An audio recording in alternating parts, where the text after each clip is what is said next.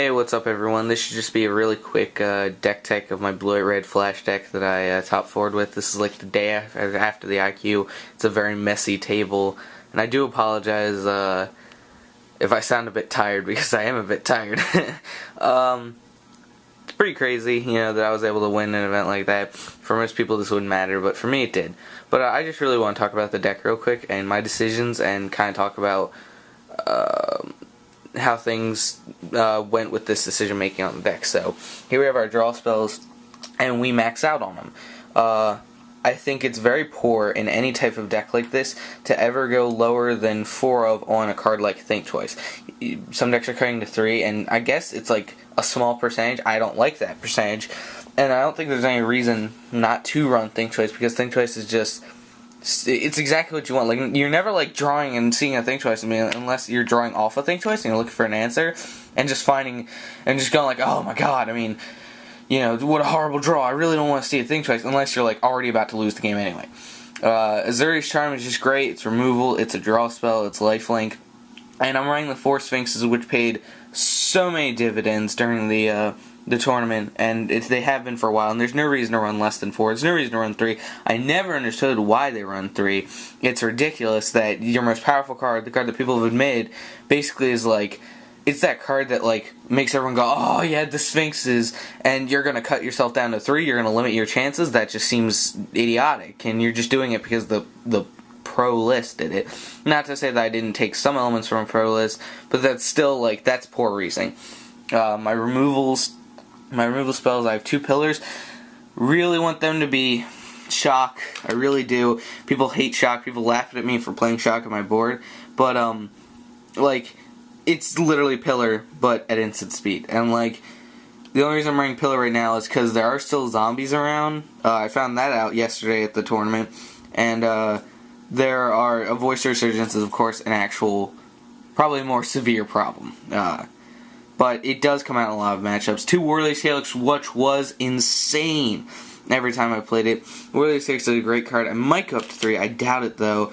But it was insane. And this card that stuns everyone, every other blue-white red deck's 1 of, I'm running 3 of. Turn and Burn. Why would I not run a card that's good against the aggro decks, good against the mid-range decks, and good against the control decks? This card does it all. There's no reason to not run at least 3. I considered a 4th, but the 4th one's in my board. Tournament's so good, and there's absolutely no reason that you should be running more Warrior's Helix than it, more pillars than it. No reason. Turn and Burn is easily the main reason that you're running this deck over like Esper. Just like, why are you splashing the red? Well, here's your main reason. You get this removal, and in particular, you get a card like that. My counter spells are just 2 Syncopate, 2 Dissipate. I'm not a huge fan of Rewind. I might have cut, I'll point out what card I would have cut. I might have cut one of them to maybe play a 3rd Dissipate, maybe like an Izzet Charm, but I really liked my counter spells. They always seem to show up when I needed them, and I really like that I got these Dissipates. I like them a lot. But Syncopate blows people out. Dissipate's a great card, and since you're playing a lot of the time Flash Speed, it gives you the option. It's like, they go for something, it's like, well, I'll counter that. Or they're afraid of the counter spell, they don't go for anything, well then I'll just flash in, one of my many flash spells.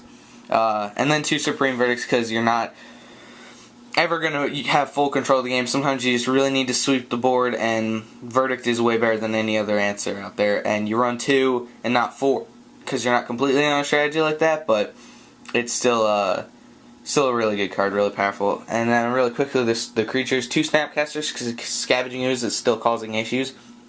But even after that, I've learned that Snapcaster isn't like the nuts like I thought it used to be. Like, it comes down, it gets a spell, but then it's just a 2-1, and you can say, well, it got you a spell and it left a 2-1 behind, and that's good. I'm not saying the card's bad, I'm just saying, I want more. 3 Augurs, because Augur is insane, but, he's just a 1-3. Again, same problem as Snapcaster, but he can get a different variety of spells. I don't have to have stuff in the graveyard for him to be useful. He can just be turn 2, get this thing out there, because you don't have anything. And then 4 Angels. I might have cut 1 Angel for a Dissipate, or a Rewind or an Izzet Charm in hindsight, but the Angels were so good for me, it really didn't matter. The 4 Angels definitely took control of the mirror match, and did just a ton of work at the tournament in general, and have been doing a ton of work for me in the past couple weeks when I've played this deck. And then my one of Aetherling, the boogeyman of Standard, as far as decks that don't like to think go. And I'm not just saying, like, Jund, you have to think, but like Red Green Aggro, like, this card shouldn't even be their nightmare, but then when I resolve it game 1, they're like, oh god! Aetherling is my main deck finisher, because people who think you can just do it with Restoration Angel are just doing that because the pro list said it, not because they actually agree with it. Aetherling can just change a game. I've had board states where people have set up, they're like, okay, well I can block his angels, I'm in a good place, and I'm just like, Aetherling, go. And they just lose. Like, Aetherling is just insane. It's evasive, it's a defensive creature, and it's just really, really good. And so, yes, you should be running at least one Aetherling, and I have another one board. My lands, real quick. 3 Clifftops, 3 Sacred Foundries, because red and white are, like, your less focused colors, especially red. 4 Sulphur Falls, 4 Steam Vents, because you are looking for blue. 4 Glacial Fortress, 4 Hallowed Fountains, because you need the white and the blue. You always want to max out on your blue lands. And then just 2 islands. You know, you need blue. Blue is super important early game.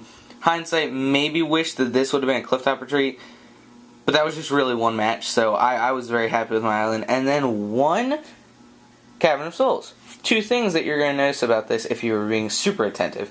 1, Cavern is strictly there for the control mirror to play on Aetherling. To play on Shapeshifter to cast Aetherling. I had a time when I like double Angel in hand, and I just play on Shapeshifter anyway. It just puts them in a fearful state. And that's the other thing, if you're really attentive, is that's only 25 lands. The pro list says we're in 24. Or 26. What are you doing? Well, again, the pro list isn't always right. Take parts from it. Don't follow it down to a T, and don't act like because it's in the pro list you have to run it. I'm running 25 lands, and I did perfectly fine, and allowed me to get a 35th spell, and allowed me to just do a lot of great things. That's my list. That's how I ran it. I think that this list is really well tuned. Pretty much the only bad matchup is Ban Hexproof. If you want to beat Ban Hexproof, you know, play Jund. Play Jund if you want to beat Ban Hexproof. If you don't want to play blue, then play Jund, you know. But if you want to play blue, I can honestly say I never went into a match and felt like I'm a dog here, aside from the Ban Hexproof matchup. And that's not to brag about this deck, I just think this deck is super good right now, and I obviously did well with it. But that's just, you know, how it went for me. But that's my deck. Look over the list again of the cards real quick.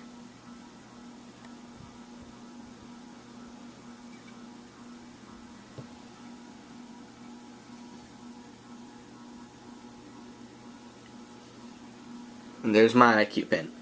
So for now, this is Pelican Naruto, and I'll see you later.